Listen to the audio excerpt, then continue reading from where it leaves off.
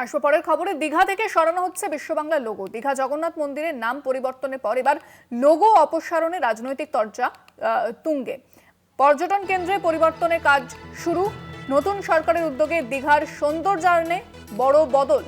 এ বিষয়ে আরো জানবো। ফোনে রয়েছেন প্রতিনিধি সৌমজিৎ চট্টোপাধ্যায়। সৌমজিৎ, এবার বিশ্ববাংলা লোগো সরানোর কাজ শুরু হচ্ছে, কি জানতে পারছো? দীঘাকে সুন্দর করে গড়ে তোলার জন্য তৃণমূল সরকারের আমলে বিশ্ব বাংলার লোগো লাগানো হয়েছিল।